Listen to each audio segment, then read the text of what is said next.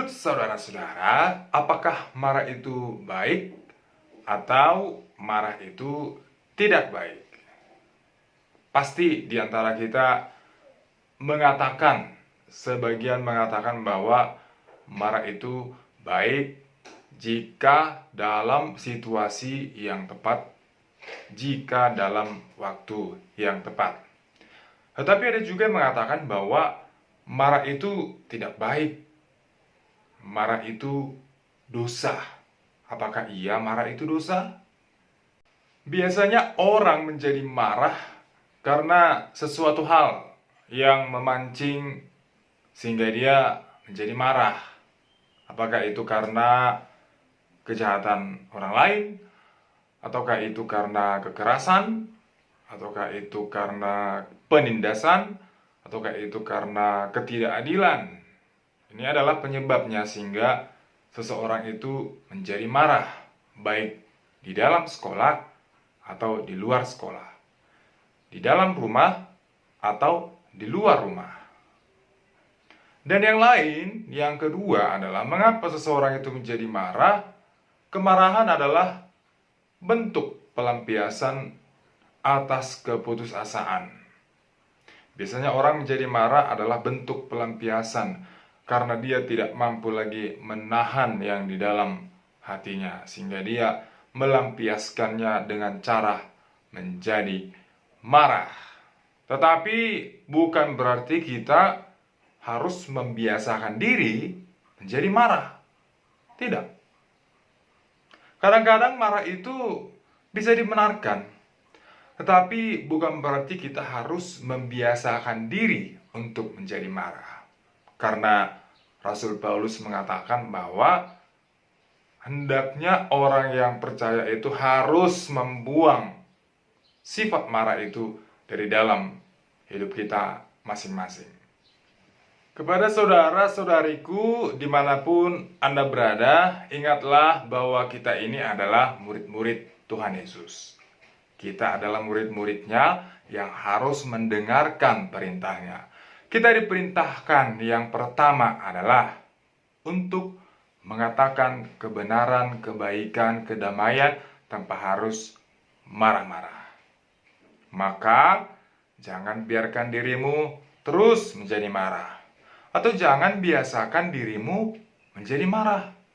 Tidak perlu menyampaikan aspirasi dengan marah-marah. Diskusi kelompok tidak harus marah.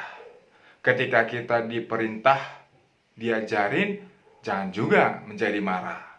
Yang kedua, mengapa kita dianjurkan supaya tidak marah? Ingatlah bahwa kita ini saling memiliki. Kita terikat kepada orang lain. Hari ini kita saudara. Besok pun kita masih saudara. Selanjutnya pun kita masih saudara.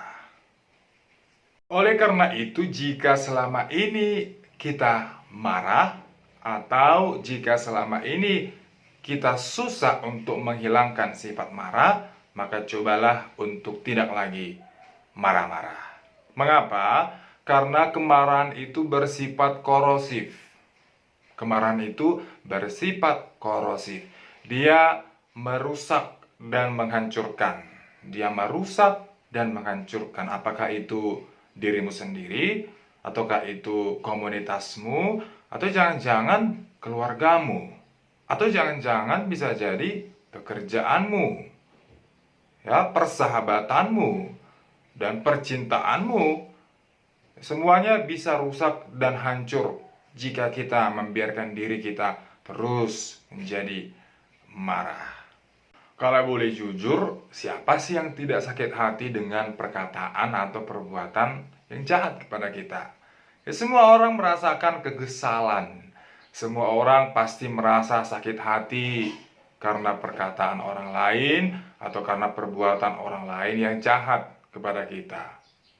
Dan ada orang yang menyimpan dendam karena terlalu sakit hati. Tidak hanya menyimpan dendam, tetapi dia juga mengatur skema pembalasan dendam itu kepada orang lain. Saudara-saudaraku, ketika Anda mengatur skema balas dendam kepada orang lain, Anda membiarkan iblis merajai, menguasai dirimu sendiri. Tetapi firman Tuhan mengatakan, apabila kamu menjadi marah, janganlah berbuat dosa, janganlah terbenam matahari sebelum padam amarahmu. Efesus 4 ayat 26. Janganlah matahari terbenam sebelum padam amarahmu. Ini adalah penunjuk kepada kita. Ini adalah tanda kepada saudara-saudariku yang terus marah. Ingatlah, matahari terbenam menandakan bahwa itu adalah batas akhirnya kita menjadi marah dalam satu hari itu. Ingatlah, matahari terbenam adalah batas akhir kita menyimpan dendam kepada orang lain.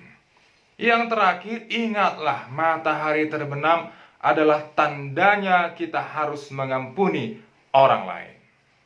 Hari-harimu akan menjadi sangat indah jika kamu menutup harimu dengan mengampuni orang lain. Tidak perlu kita membawa sakit hati, dendam, amarah sampai ke tempat tidur kita karena matahari akan terbenam.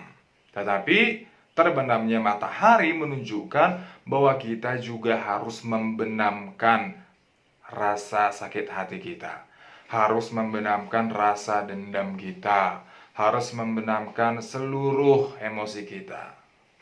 Maka marilah saling mengampuni kepada saudara-saudara kita.